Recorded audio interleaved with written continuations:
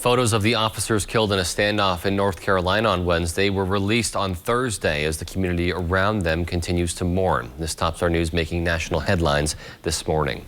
K-9 deputy Logan Fox, who died at the scene, was 25 years old and had been with the K-9 unit for 2 years.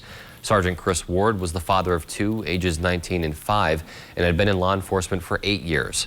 During the initial rescue attempt of the deputies, a Boone police officer hit by gunfire was protected by his ballistic helmet and uninjured. Meanwhile, a memorial continues to grow outside the Watauga County Sheriff's Office in Boone.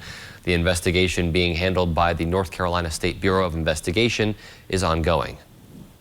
A grand jury in Ohio has indicted 8 suspects in the hazing death of a Bowling Green State University student. Officials say Stone Folt's death was connected to a March 4th off-campus hazing incident required among new Pi Kappa Alpha members. His death has been ruled an accident as the result of a fatal level of alcohol intoxication. Wood County prosecutor attorney Paul Dobson announced Thursday that autopsy results show Foltz had a blood alcohol content of 0.35, which is more than 4 times the legal limit. Charges against the accused include first-degree felony manslaughter to reckless homicide, hazing, obstructing official business, and failure to comply to underage alcohol laws.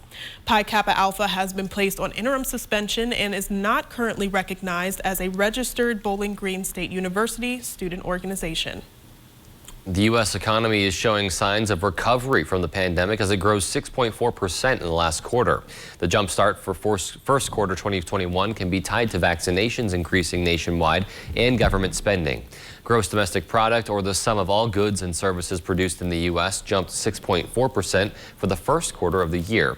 The numbers offer encouragement that the economy is continuing to recover the ground that it lost during the 2020 lockdown. More than 22 million jobs lost during the quarantine, and some 14 million people have returned to work since that time. Still, Fed Chairman Jay Powell says the sectors most affected by the pandemic remain weak. The Biden road tour heads to Philadelphia today, where the president will not only try to sell $4 trillion in new spending, he's celebrating one of his favorite ways to travel. NBC's Tracy Potts has the story. Later today in Philadelphia, President Biden marks Amtrak's 50th anniversary. He got the name Amtrak Joe, spending decades on the train between Washington and Delaware. His jobs plan would provide $80 million to upgrade transit.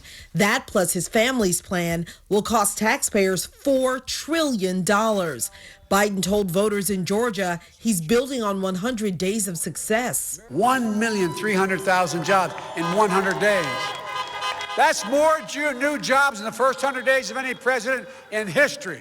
But Capitol Hill is sharply divided over the plans and the cost. A blueprint for giving Washington even more money and even more power to micromanage American families. Today's speech in Philadelphia also aims to push Congress to act on police reform in the next month. We can't rest.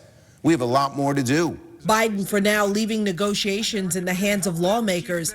This morning, he'll tell the Today Show America is not racist. But I think the overhang from all of the Jim Crow and before that slavery have had a cost, and we have to deal with it. Biden today also expected to tout his coronavirus response. 200 million vaccinations so far, with New York, the nation's largest city, set to fully reopen July 1st. Tracy Potts, NBC News.